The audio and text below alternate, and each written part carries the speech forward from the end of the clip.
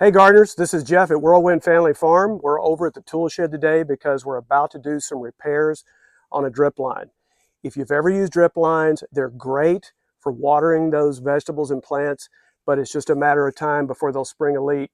And the first thing is, how do I do that? How do I fix it? Well, if we go in and replace the entire line, which could be 25 to 50 foot, it can be more expensive.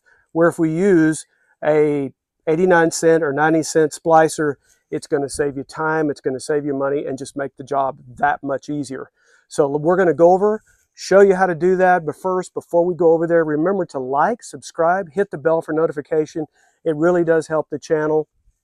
So let's go to the garden, take a look, show you how to get that drip line fixed and spliced. Okay, let's take a look exactly where that leak is on this drip line. We can see it clearly right there, and we're very fortunate.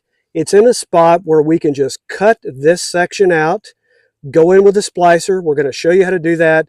In some cases where the leak is actually on the emitter, you have to cut it out, put in a little bit of extra drip line, put a splicer here and here so you continue and don't break up your 1 foot spacing on your drip lines. But in this case, all we have to do is go in and splice that line out. So let's show you how to do that. Okay, now we're going to go and do our repair. We've got our X-Acto knife. We've got our splicer itself. We're going to go in very cleanly, just this side of where that current emitter is. Make our cut. Go on this side of where that leak is and very cleanly cut that through. Now, all we have to do is just come in, place that splicer right there,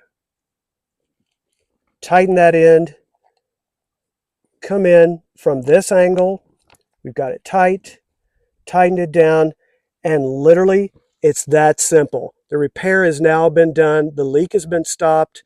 It only took us about 30 seconds. So gardeners, it was that simple. We got that line repaired, the drip is back in place, my tomato plants are getting the water that they need. I didn't have to roll out 25 or 50 foot of new line to use. It was that simple to be fixed. So keep those splicers around. I get mine at Farmer's Friend. I think they're about 90 cents, 89 cents. They're not expensive at all. They're under $1. Keep several of those around so when you make those repairs, it's quick, it's easy, it's simple, it's time saving. Thanks from Whirlwind Family Farm. Talk to you soon.